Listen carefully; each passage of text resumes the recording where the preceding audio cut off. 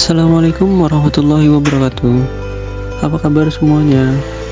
Semoga semua dalam keadaan baik-baik saja. Kali ini saya Juanda Gilang Prasetya ingin menyampaikan materi mengenai pengaruh interaksi sosial terhadap kehidupan sosial dan kebangsaan. Materi ini merupakan materi ilmu pengetahuan sosial kelas 8 di bab 2.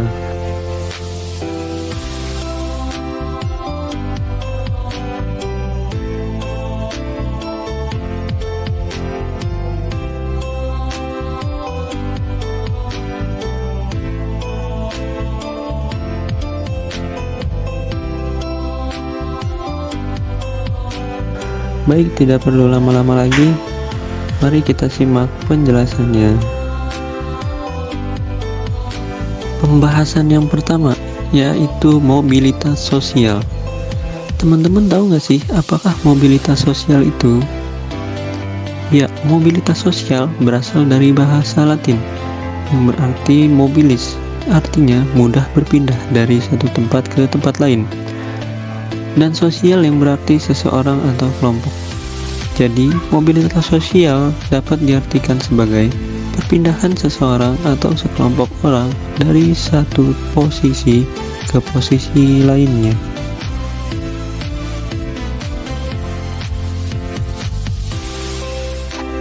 Ya, selanjutnya ada bentuk-bentuk mobilitas sosial, di mana bentuk-bentuk mobilitas sosial yaitu ada dua. Yang pertama, mobilitas vertikal dan mobilitas horizontal. Ya, selanjutnya ada faktor pendorong dan penghambat mobilitas sosial. Mobilitas sosial dapat terjadi karena faktor struktural, individu, sosial, ekonomi, politik, dan faktor kemudahan akses. Faktor penghambat mobilitas sosial adalah adanya faktor kemiskinan dan faktor diskriminasi.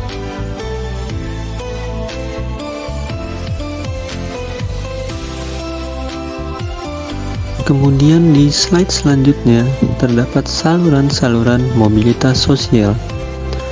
Setiap orang tentu menginginkan mobilitas sosial secara vertikal untuk meningkatkan statusnya dalam masyarakat.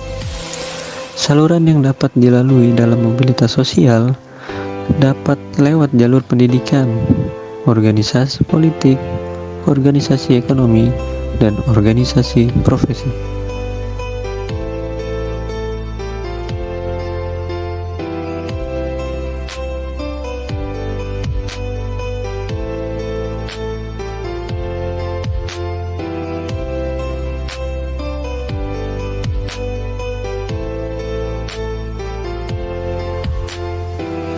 Selanjutnya terdapat dampak mobilitas sosial. Yang pertama, dampak positifnya.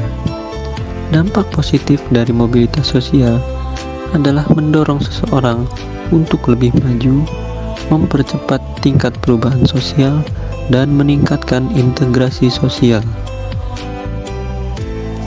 Kemudian, di mana ada dampak positif, pasti ada dampak negatif.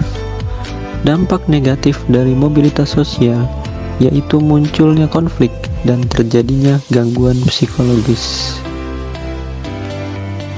Ya, kita lanjut ke materi yang kedua, yaitu pluralitas masyarakat Indonesia. Yang pertama, ada perbedaan agama. Terdapat 6 agama yang berkembang di Indonesia. Mahkamah Konstitusi juga mengabulkan gugatan penganut aliran kepercayaan agar keberadaannya dicantumkan dalam kartu tanda penduduk. Dengan adanya perbedaan agama akan meningkatkan rasa toleransi di antara umat beragama, meskipun cara mereka berbeda-beda dalam upacara peribadatan, tetapi tujuannya sama, yaitu Tuhan yang Maha Esa.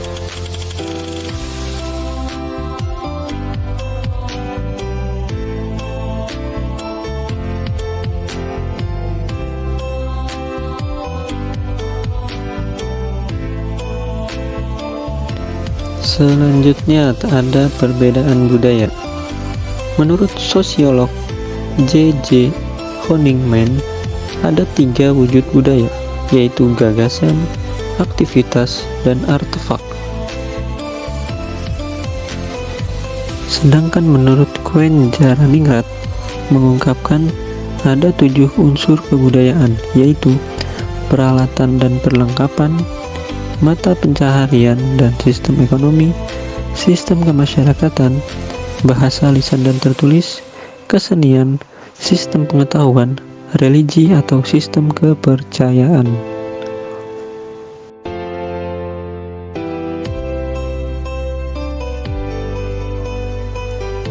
Di slide selanjutnya, ada perbedaan suku bangsa. Terdapat lebih dari 300 kelompok etnik atau suku bangsa di Indonesia. Menurut sensus BPS pada tahun 2010, diketahui terdapat ada 1.340 suku bangsa. Dengan banyaknya suku bangsa di Indonesia, justru mempererat hubungan antar satu dengan yang lainnya.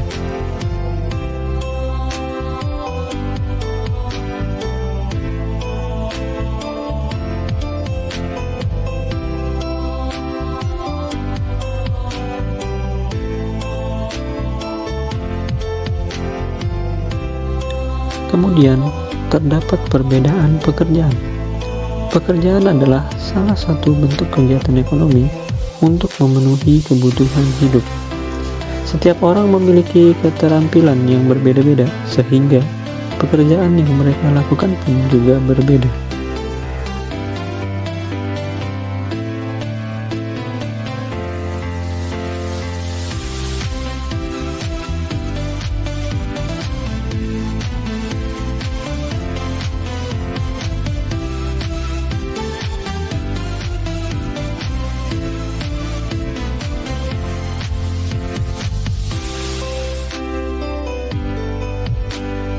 Di slide selanjutnya terdapat peran dan fungsi keragaman budaya. Yang pertama yaitu sebagai daya tarik bangsa asing. Kedua, mendorong inovasi kebudayaan. Yang ketiga, mengembangkan kebudayaan nasional. Dan yang terakhir, tertanamnya sikap toleransi.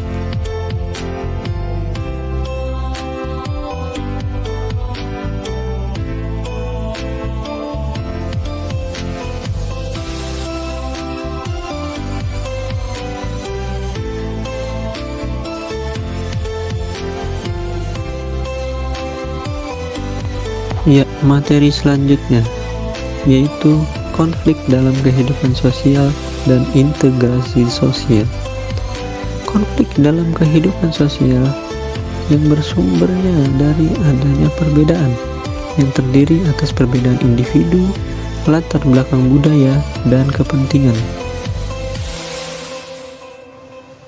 Sedangkan kalau integrasi sosial adalah proses yang terjadi di masyarakat dalam penyesuaian unsur-unsur yang berbeda menjadi satu kesatuan.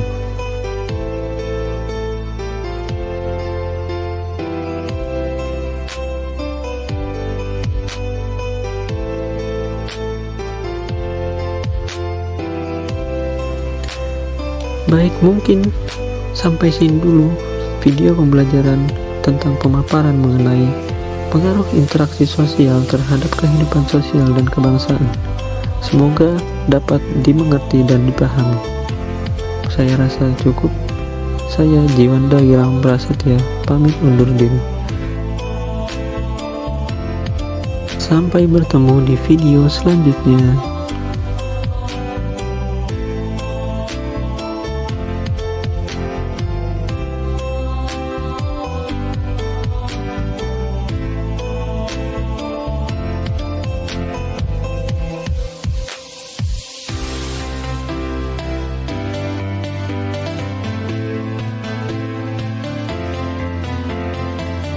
Terima kasih yang telah menonton.